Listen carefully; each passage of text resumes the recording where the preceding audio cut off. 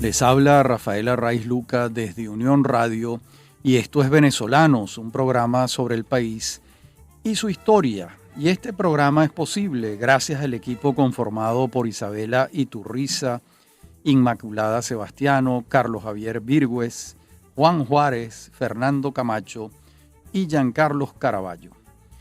También puedes seguir la transmisión en vivo en www.mundour.com. Debes buscar la pestaña de Radio en Vivo, bajar y darle clic en Unión Radio 90.3. Recuerda que nos puedes seguir en @mundourweb, en @radioescuelaur y en @rafaelarraiz en Twitter. Mi número de productor nacional independiente 30.720. En este sexto capítulo de la literatura venezolana del siglo XIX, continuamos revisando el modernismo. Y para ello nos vamos a basar en el libro de Max Enríquez Ureña, Breve Historia del Modernismo. Él establece allí dos momentos en el desarrollo de esta corriente literaria y lo define de la siguiente manera. Dentro del modernismo pueden apreciarse dos etapas, dice Enríquez Ureña. En la primera, el culto preciosista de la forma favorece el desarrollo de una voluntad de estilo que culmina en refinamiento artificioso e inevitable amaneramiento. Se imponen los símbolos elegantes como el cisne, el pavo real, el lis. Se generalizan los temas desentrañados de civilizaciones exóticas o de épocas pretéritas. Se hacen malabarismos con los colores y las gemas y en general con todo lo que hiera los sentidos. Y la expresión literaria parece reducirse a un mero juego de ingenio que solo persigue la originalidad y la aristocracia de la forma. Y entonces Enríquez Ureña advierte un segundo momento del modernismo y lo define de la siguiente manera. En la segunda etapa se realiza un proceso inverso, dentro del cual, a la vez que el lirismo personal alcanza manifestaciones intensas ante el eterno misterio de la vida y de la muerte, el ansia por lograr una expresión artística cuyo sentido fuera genuinamente americano es lo que prevalece. Captar la vida y el ambiente de los pueblos de América, traducir sus inquietudes, sus ideales y sus esperanzas.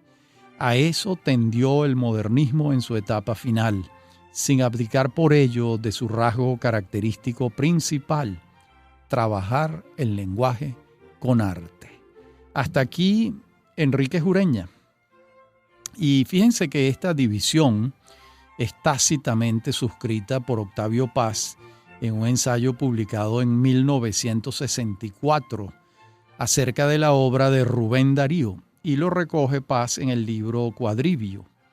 Allí Paz toma partido por el carácter fundacional de Darío, motivo por el que 3 años después le responde Vittier, Cintio Vittier, en el prólogo que mencionamos antes, en el programa anterior.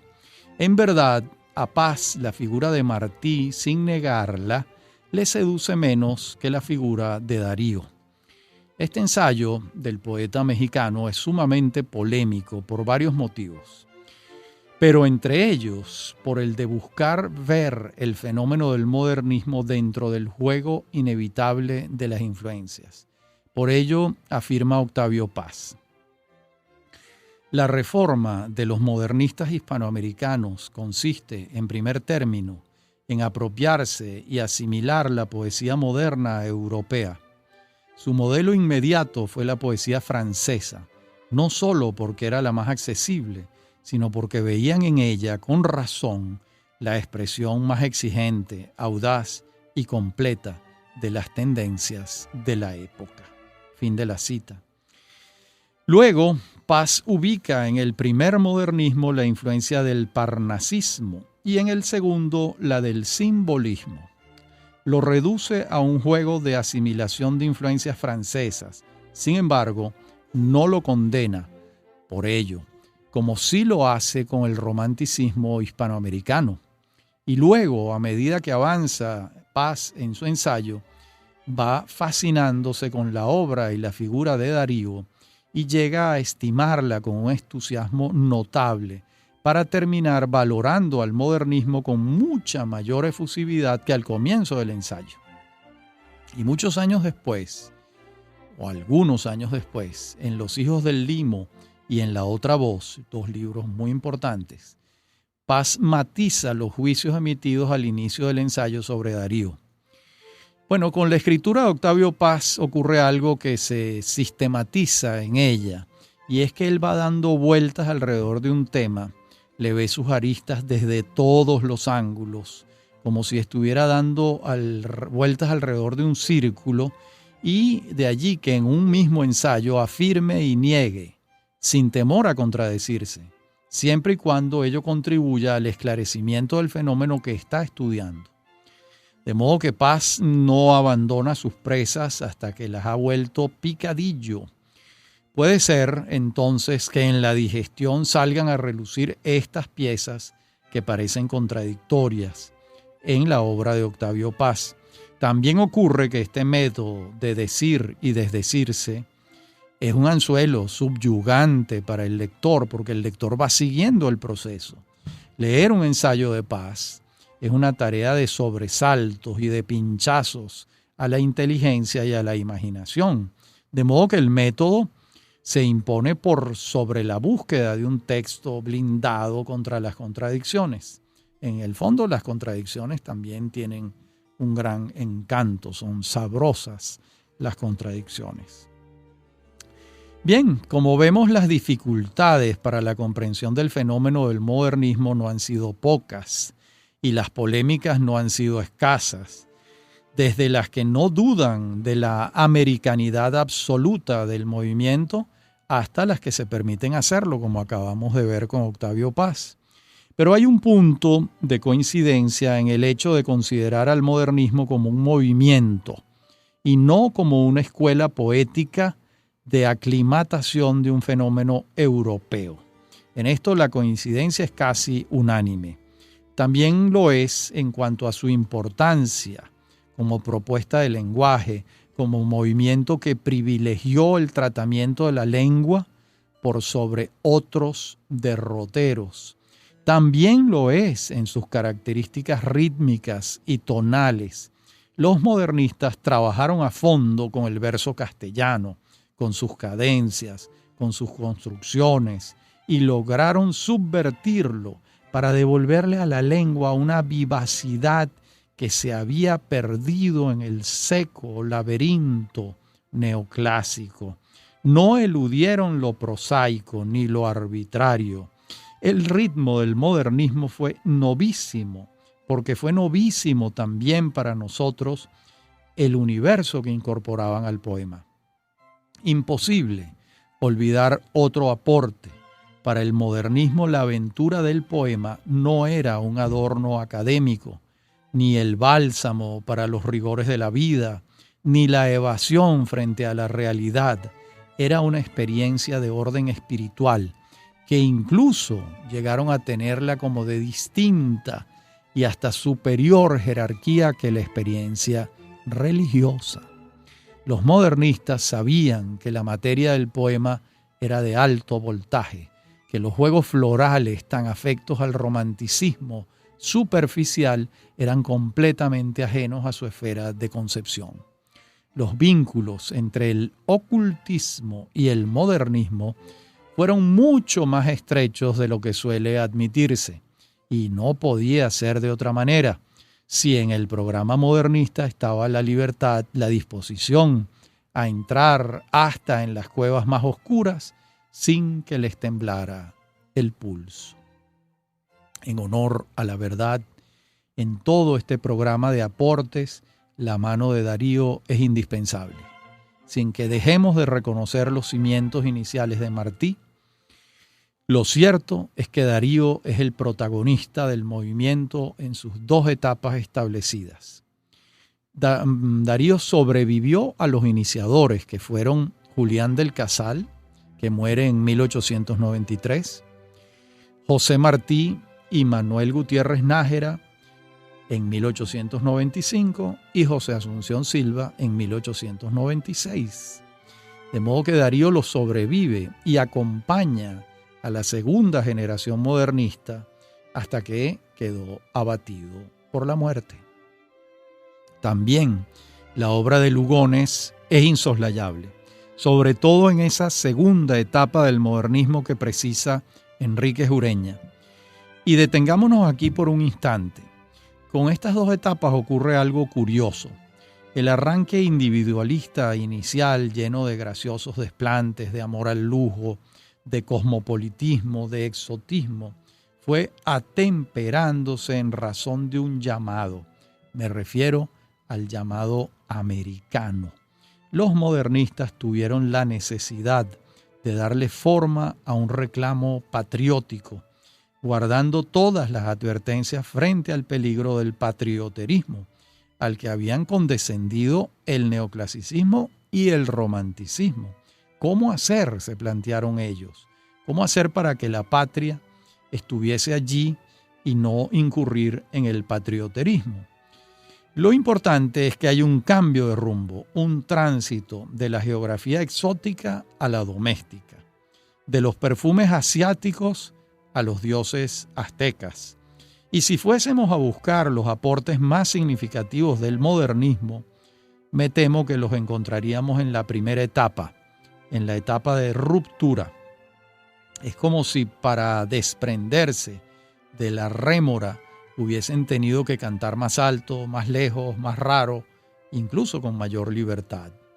Ya en la segunda etapa pueden encontrarse los primeros vestigios de su propia retórica. De hecho, la vanguardia que va a sustituir al modernismo está incubándose en el alma de sus sucesores. Pero para complicar el panorama no puede afirmarse que las obras más interesantes de los poetas individualmente consideradas hayan sido escritas durante la primera etapa, y un buen ejemplo es el propio Darío. En la próxima parte del programa continuamos viendo todo este episodio, este recorrido, este relato. Ya regresamos.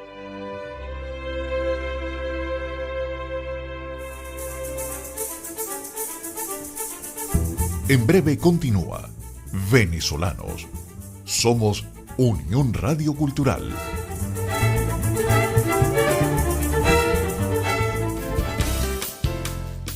Estás escuchando Unión Radio Cultural. Este y otros programas de Venezolanos los puedes oír en formato podcast a través de Anchor.fm. Para alguna sugerencia sobre este espacio, pueden escribirnos al correo rafaelarraiz@hotmail.com y en Twitter @rafaelarraiz. Somos Unión Radio Cultural.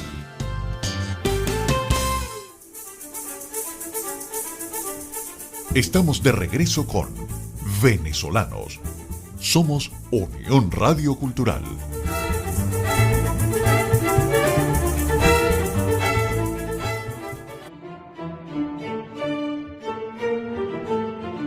En la parte anterior del programa veníamos hablando del modernismo de Darío y decíamos que habían diferencias entre la primera etapa del modernismo y la segunda. Pero es perfectamente posible que lo más interesante de un movimiento se dé en momentos distintos a las obras de mayor resonancia de sus integrantes. Veamos ahora la fecha de extinción del fenómeno modernista, que también ha sido objeto de largas discusiones por parte de la crítica y los historiadores de la literatura. Para algunos ocurre hacia 1910, con la aparición del soneto de González Martínez, donde se propone, voy a citar, torcerle el cuello al cisne de engañoso plumaje. Fin de la cita. Para otros, el fin del modernismo viene con la explosión de la Primera Guerra Mundial en 1914. y para otros viene con la muerte de Darío en 1916. Bueno, nosotros no vamos a entrar en esta discusión y aceptemos que entre 1875 y 1916 se da en Hispanoamérica y en Venezuela este movimiento renovador de las letras que va a abrir el camino del futuro y a clausurar las proposiciones estéticas del siglo XIX. Aceptemos también que los signos de agotamiento del modernismo comienzan a expresarse hacia 1910 realmente, cuando ya los cultores epigonales del movimiento incurren en estereotipos, en lugares comunes propios de los movimientos artísticos que envejecen, que se anquilosan. Vamos a ver ahora el modernismo en Venezuela. Lo primero que se impone decir es que el modernismo encontró en Venezuela mayor cauce en la narrativa que en la poesía. Y además, que si contrastamos las fechas de aparición del modernismo en otros países con las del nuestro, pues podemos afirmar que comenzó tarde, tanto para la narrativa como para la poesía, pero mucho más para la poesía que para la narrativa. Hay un dato que no deja de ser curioso, si tomamos en cuenta que Martí vivió en Caracas durante el año de 1881 e incluso escribió Ismaelillo aquí en Caracas, al pie del Ávila. Y sin embargo, la influencia de Martí en los jóvenes escritores caraqueños no se manifestó de inmediato, sino cundió en la década siguiente, cuando el modernismo comenzó a manifestarse en dos publicaciones periódicas de enorme importancia para las letras venezolanas en el siglo XIX. Me refiero a El Cojo Ilustrado, que salió entre 1892 y 1915. Y me refiero a Cosmópolis, que fue publicada entre 1894 y 1895, 2 años. En El Cojo Ilustrado, la expresión modernista se limitó a disponer de espacio suficiente en la publicación. En el caso de Cosmópolis, hay otra circunstancia, porque desde el primer editorial hay una manifestación de fe en el modernismo por parte de la revista Cosmópolis. Los 3 redactores, Luis Manuel Urbaneja Achelpol, Pedro César Dominici y Pedro Emilio Coll, que apenas pasaban de los 20 años, afirmaban lo siguiente. Voy a citar. En la América toda un soplo de revolución sacude el abatido espíritu y la juventud se levanta llena de entusiasmo. Rubén Darío, Gutiérrez Nájera, Gómez Carrillo, Julián del Casal y tantos otros dan vida a nuestra habla castellana y hacen correr calor y luz por las venas de nuestro idioma, que se moría de anemia y parecía condenado a sucumbir como un viejo decrépito y gastado. Fin de la cita. Pero, como afirmé antes, el modernismo va a encontrar en Manuel Díaz Rodríguez, en José Gil Fortul y en Eloy G. González. Y los 3 que cité antes, Urbaneja Achepol, Dominici y Pedro Emilio Coll, los cultores en narrativa. Digamos que la cumbre la alcanza Díaz Rodríguez con sus libros. Y junto a estos narradores, a pesar de su ardiente juventud, estuvo quien iba a ser un polígrafo del modernismo, Rufino Blanco Fombona, uno de los primeros en cultivar el modernismo, aunque el balance final de su obra se incline más hacia la narrativa que hacia la poesía. También escribió versos modernistas, pero la obra de Blanco Fombona es fundamentalmente, lo más importante es narrativo y ensayístico. Rufino Blanco Fombona, que vive entre 1874 y 1944, un personaje de película o de novela. Cuesta trabajo imaginarse que nadie haya escrito una novela con su vida o una película con sus avatares vitales, porque es sin la menor duda uno de los personajes más apasionantes de la vida literaria y política de Venezuela. De modo que asombra que a estas alturas no haya despertado el interés de los historiadores como para cometer una biografía. Y asombra también que el cine no lo haya tenido como uno de sus caracteres ideales. Pocas vidas más novelescas que la de Blanco Fombona. La sola enumeración de los oficios es ya sorprendente. Blanco Fombona fue escritor, historiador, periodista, editor, político, diplomático. Fue gobernador en Venezuela y en España. Fue masón, se batió a duelo varias veces. Fue un dandy, fue un polígrafo y un etcétera larguísimo. Lo hace un personaje de leyenda. Vivió la diatriba política y el llamado literario con igual énfasis y casi que no diferenciaba entre la literatura y la política.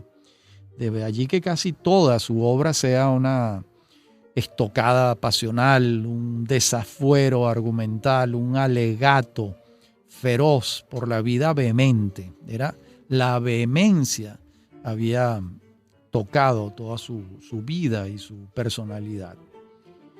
Desde muy joven, Blanco Fombona comienza a viajar, bien por encargos de orden diplomático o bien por un destierro forzoso. Apenas con 18 años es nombrado cónsul en Filadelfia y con apenas 21 de regreso en Caracas ya empieza a colaborar en El Cojo Ilustrado. Luego se va a Holanda, de agregado en la legación venezolana allá. Luego se mueve a Boston y luego regresa a Venezuela y es nombrado secretario de gobierno del estado Zulia. En 1901 lo tenemos de nuevo en Holanda, pero en 1905 es el gobernador del territorio Amazonas, donde se enfrenta al manejo inescrupuloso del negocio del caucho y es hecho preso en Ciudad Bolívar después de un enfrentamiento armado donde le dio muerte a sus contendores. Se va a Europa entonces hasta 1908, regresa y lo eligen diputado y comienza su oposición acérrima a Juan Vicente Gómez y es confinado a la cárcel de La Rotunda hasta 1910 y ese año sale a un largo destierro hasta 1936. Y en sus años españoles adelanta el trabajo de editor más asombroso que venezolano alguno haya hecho fuera de su país. Me refiero a la Editorial América, un prodigio de 300 títulos aproximadamente. En España también es nombrado gobernador de las provincias de Almería y Navarra. Pero muerto Gómez, regresa a su país, quema las naves españolas y es distinguido con el nombramiento de presidente del estado Miranda. Y después, entre 1939 y 1941, es designado embajador en Uruguay, hasta que finalmente de visita en Buenos Aires cae fulminado por un infarto. Y este resumen, que pasa por alto sus refriegas en duelo, en las que dio muerte a sus adversarios, que olvida sus pleitos personales y sus galanteos incesantes con mujeres de diversísima condición, desde una monja hasta una princesa, también pasa por alto lo más importante, que son sus libros. Pero el personaje lo ameritaba y luego nos ocuparemos de algunos de sus libros en la próxima parte del programa, cuando seguiremos viendo esta vida azarosa, acompañada por una voluntad de escritura, la que tuvo Blanco Fombona, que deja sin aliento a cualquiera. Ya regresamos.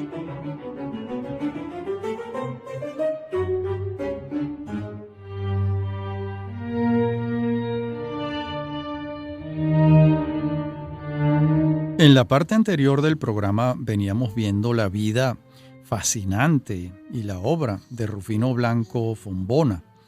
Su obra de polígrafo se acerca a los 40 títulos en 70 años de vida. Los testimonios sobre su creación son múltiples, desde el juicio de Piconsalas, que lo considera, escuchen bien, uno de los pocos venezolanos universales del siglo XX, hasta el de Ángel Rama, para quien el polígrafo es, voy a citar, vivo, veraz, arbitrario, caprichoso, expuesto a las críticas, agresivo y atormentado. Esta imagen que él no fraguó para ofrecerla al mundo, pero que nosotros recuperamos recomponiendo los textos de su diario, hace de él un estricto contemporáneo. Se refiere Rama a un trabajo que él hizo organizando los diarios de Blanco Fombona y que se titula Diario de mi vida y que es un libro asombroso, todo lo que dice Blanco Fombona allí. Bueno, en todo caso lo cierto es que Blanco Fombona cultivó el poema, el cuento, la crónica, el artículo periodístico, la novela, el panfleto, el ensayo histórico, el ensayo literario y además el diario íntimo, como acabamos de decir. Y en todos los géneros brilla su nervio y probablemente en ninguno la serenidad esté presente, que es la gran ausente de la obra del caraqueño. Tampoco fue la búsqueda de la belleza el motor de sus trabajos.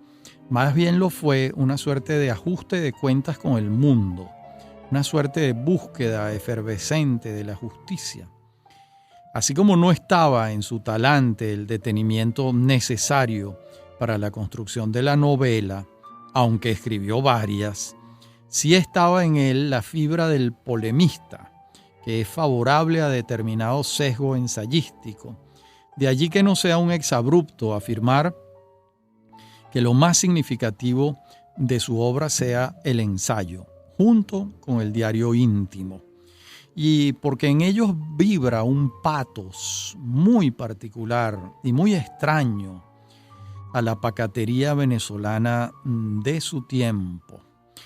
Dice Max Enríquez Ureña en Breve Historia del Modernismo lo siguiente, cito: propulsor del modernismo en Venezuela fue Rufino Blanco Fombona. Aunque la mayor parte de su obra está en prosa, fue él quien llevó el acento modernista a la poesía venezolana. Fin de la cita. Y ese acento que señala el ensayista comienza con Trovadores y Trovas en 1899, que lleva un prólogo de Díaz Rodríguez y que fue publicado por la editorial del Cojo Ilustrado. Blanco Fombona cuenta entonces 25 años y asume la impronta modernista con fervor hasta su último poemario, Mazorcas de Oro, del año 1943. Ya el modernismo había sido sustituido hace años por la vanguardia. De modo que si descontamos su poema de juventud, Patria, la obra poética de Blanco Fombona está compuesta por 6 títulos. Como vemos, no constituye la faceta más prolífica de su autor, del autor, pero no cabe la menor duda de que su poesía modernista fue la primera que se leyó de algún autor venezolano. Su poesía, aunque rendía tributos en el altar modernista, no se caracteriza por el oropel, por el contrario. Su palabra discurre como al margen de cierto exagerado preciosismo que fue propio del movimiento modernista. La crítica ha visto en la resiedumbre de su poesía, lejana de los afeites minuciosos, la patentización de su carácter criollo. En verdad, yo creo que sería más exacto decir que se trata de la evidencia de su carácter. No creo que en la vehemencia de Blanco Fombona se expresa todo un carácter nacional, para nada. De modo que la poesía modernista de este caraqueño ofrece el signo de su personalidad y ya eso es suficiente para singularizarla. Y también ofrece el principio de una gran incertidumbre. Para Blanco Fombona, el nutriente fundamental de su obra literaria era su vida. de modo que su poesía es enfáticamente autobiográfica, y allí está otro de sus rasgos. Veamos ahora el juicio que Fernando Paz Castillo pudo emitir sobre su obra poética. Dice Paz Castillo: muchas influencias hay en Blanco Fombona, en poesía sobre todo, como en la mayoría de los modernistas.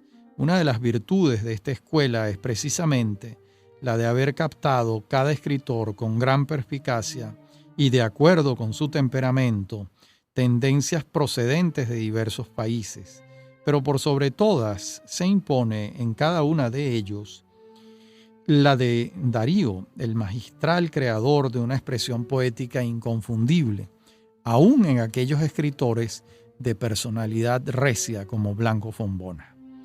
Y la verdad es que las palabras de Paz Castillo encierran una contradicción. Por una parte apunta que uno de los rasgos del modernismo es la libertad creadora, pero por otra encierran a Blanco Fombona dentro del círculo de influencias de Darío. Y quizás la contradicción del maestro provenga de considerar al modernismo como una escuela literaria y no como un movimiento, que en verdad eso fue.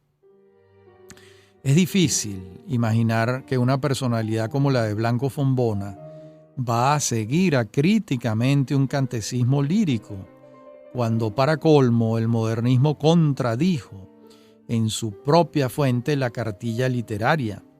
Contra las iglesias insurgió como lanza liberadora de los espíritus individualmente considerados.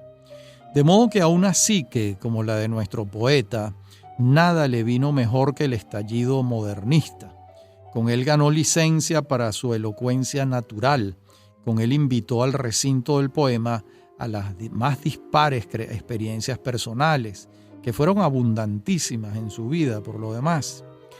Y finalmente, como el lector ha podido advertir, por lo general estamos considerando a los autores en su momento de insurgencia para ubicar su participación histórica en algún movimiento literario.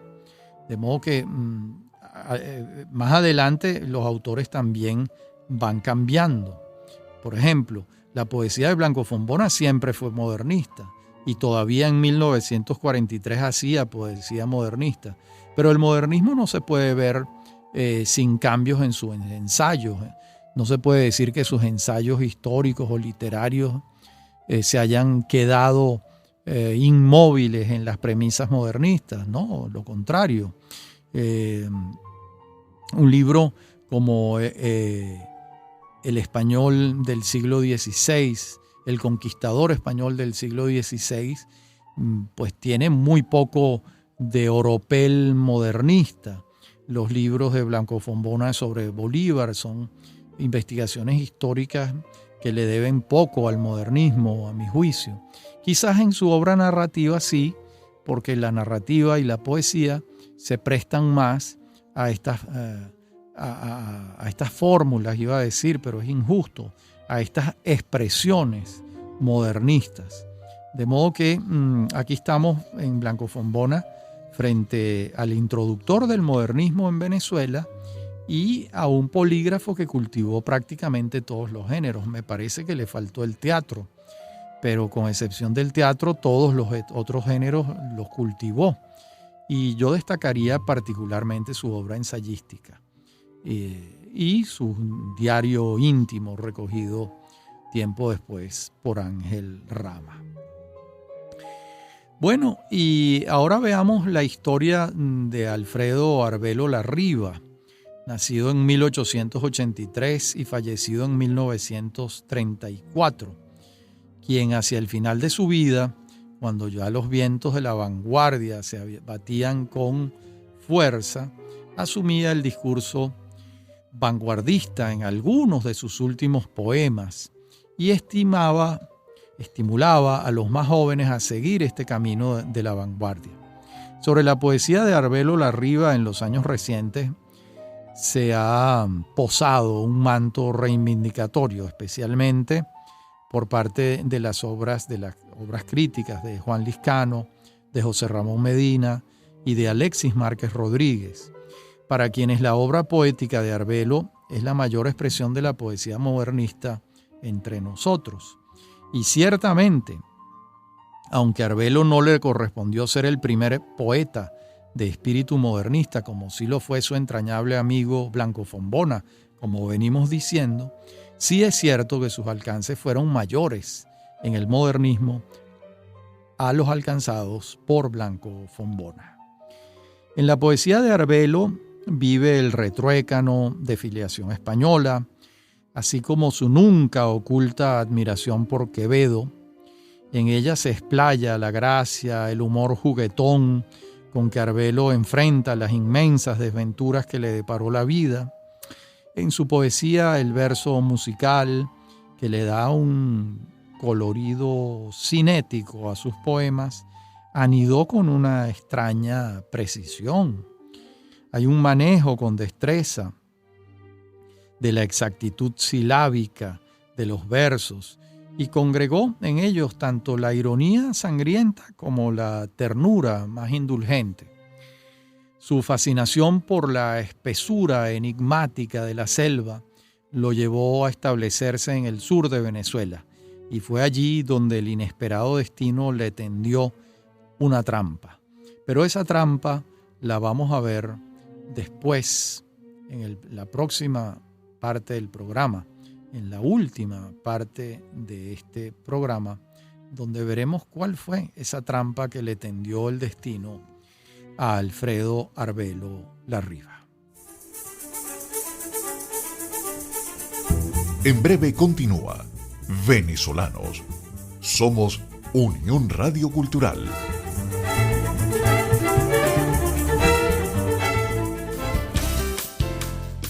Estás escuchando Unión Radio Cultural. Este y otros programas de Venezolanos los puedes oír en formato podcast a través de Anchor.fm. Para alguna sugerencia sobre este espacio, pueden escribirnos al correo rafaelarraiz@hotmail.com y en Twitter @rafaelarraiz. Somos Unión Radio Cultural.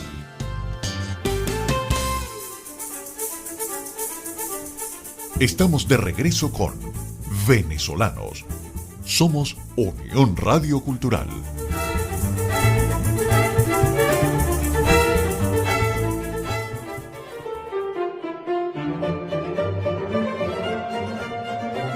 Decíamos en la parte anterior del programa que íbamos a ver qué fue lo que le ocurrió a Alfredo Arbelo Larriva. Cuando él apenas contaba 21 años, un hombre le ofendió frontalmente y él consideró, instigado por su amigo Blanco Fombona, que estaba presente, que no le quedaba otra alternativa que el lance personal, el duelo a muerte. Y así fue. Le propinó una herida definitiva a su adversario y pagó con la cárcel aquella asunción de la justicia por mano propia. Arbelo Larriva estuvo 8 años de prisión. Castigaron así su juventud, pero al salir de ella le esperaba otra algunos años después. La cárcel que iba a infringirle el tirano Gómez por sus actividades conspirativas. De modo que un hombre que va a fallecer en Madrid a los 51 años, casi la mitad los ha pasado en prisión. De allí que él mismo firmara sus artículos con el seudónimo de El Enlutado, ya que su vida estuvo signada por la tiniebla carcelaria, en un caso por razones políticas y en el otro por esta suerte de, ¿cómo llamar esto?, de los duelos, porque esto hoy en día sería una locura, pero en aquella época fíjense que ocurría, ¿no? Yo creo que ahí hay una mezcla de ego exacerbado, de un sentido del honor vengativo.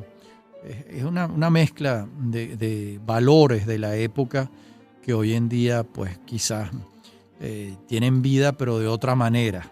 En aquella entonces era el duelo personal. Y bueno, a pesar de esta vida, Arbelo publicó por lo general lo que escribió en la cárcel, por ejemplo, Enjambre de Rimas de 1906, Sones y Canciones de 1909 y algunos otros poemas que no recogió en libro. Y aunque su producción poética no fue abundante, los libros que dio a la imprenta años después le han valido el aplauso de la crítica. Márquez Rodríguez, por ejemplo, afirma lo siguiente: hoy ya no nos queda la menor duda de que Arbelo Larriva fue el más completo, auténtico y original exponente de la poesía modernista en Venezuela, al mismo nivel de calidad que muchos de los grandes representantes del modernismo en otros países del continente. Y si bien es cierto que la calidad de la poesía, ahora hablo yo, ya hasta aquí la cita de Márquez Rodríguez, si bien es cierto que la calidad de la poesía de Arbelo es inobjetable, no es menos cierto que cuando publica sus libros ya el modernismo continental había dado sus frutos más excelsos. Recordemos que el Ismaelillo de José Martí fue publicado en 1882 y los versos sencillos de Martí son de 1891. Darío publica Azul en 1888, las prosas profanas en 1896 y Cantos de Vida y Esperanza en 1905.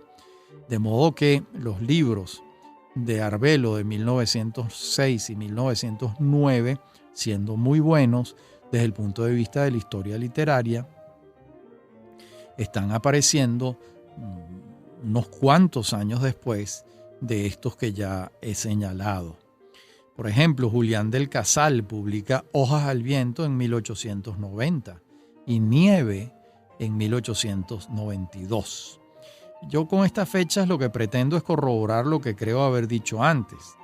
Es decir, en Venezuela el espíritu modernista florece después que lo ha hecho en otros sitios. O dicho de otra forma, ninguno de nuestros poetas incubaba en sus extrañas la necesidad de buscar un lenguaje nuevo que expresara la modernidad con la misma intensidad con que se estaba viviendo en otros lugares, salvo Blanco Fombona, que lamentablemente, como vimos, no ofrece lo mejor de su obra en la casa del poema modernista, sino en la casa del ensayo, donde a mi juicio están sus mayores aportes. Por supuesto, esta observación histórica temporal no le resta valor a la poesía de Arbelo, pero la sitúa en un contexto histórico hispanoamericano inevitable. Bueno, y algo similar va a ocurrir con la obra de José Tadeo Arreaza Calatrava, que nace en 1882 y fallece en 1970. Si tomamos en cuenta que los primeros poemarios de este autor son publicados en 1911, pues lo que aludíamos con relación a la poesía de Arbelo con la de Arreaza Calatrava es todavía más evidente. El Canto a Venezuela y los Cantos de la Carne y del Reino Interior fueron editados en esa fecha citada, en 1911. Odas, La Triste y otros poemas se publicó en 1913. Y el Canto a la Batalla de Carabobo y el Canto al Ingeniero de Minas son de la década de los años 20. Y en estos años, precisamente en 1928, en el ejercicio de su profesión de abogado, es defensor de los implicados en la sublevación de abril en contra de la dictadura de Gómez. Y esto le valió la prisión en la Rotunda a José Tadeo Arreaza Calatrava. Y estando allí, recibe la amarga noticia de la muerte de su padre, y al parecer la fuerte impresión que le causó el hecho le desencadenó un proceso de pérdida de sus facultades mentales. Desde entonces conoció la reclusión en un sanatorio en la isla de Trinidad y luego estuvo al cuidado de unas monjas tarbesianas en Caracas, en donde lo va a sorprender el Premio Nacional de Literatura en 1965, cuando ya a sus calamidades se había sumado una parálisis de algunas de sus funciones motoras. Murió en 1970, un sobreviviente 40 años a aquel episodio psicótico.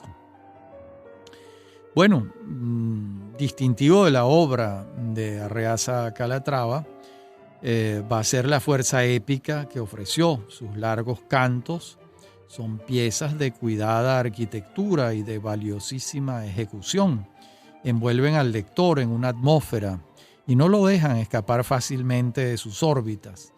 Me refiero particularmente al Canto al ingeniero de minas, una obra modernista tardía, pero no por ello despreciable.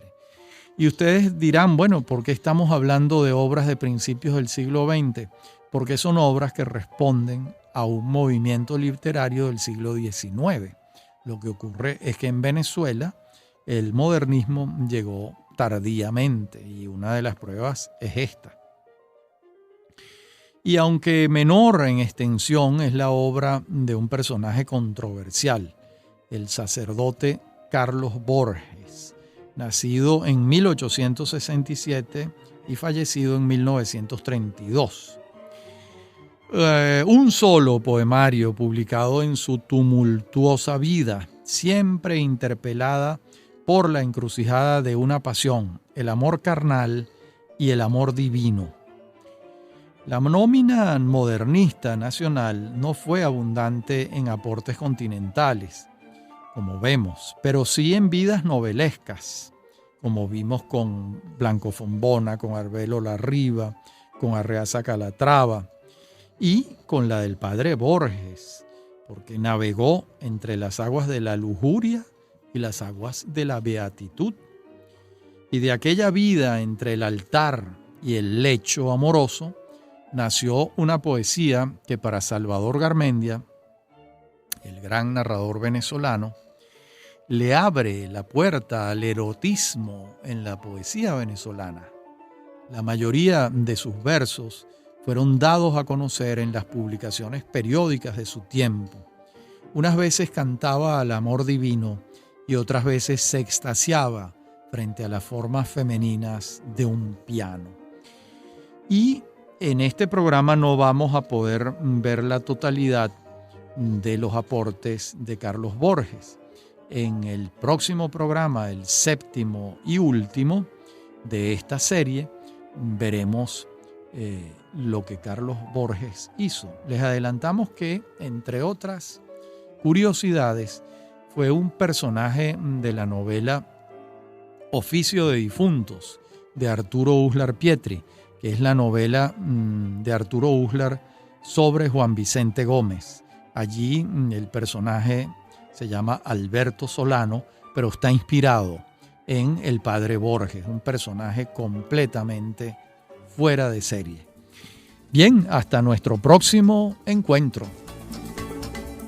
Y este programa es posible gracias al equipo conformado por Isabela Iturriza, Inmaculada Sebastiano, Carlos Javier Virgües, Juan Juárez, Fernando Camacho y Giancarlos Caraballo. También puedes seguir la transmisión en vivo en www.mundour.com. Debes buscar la pestaña de Radio en Vivo, bajar y darle clic en Unión Radio 90.3. Recuerda que nos puedes seguir en @mundourweb, en @radioescuelaur y en @rafaelarraiz en Twitter.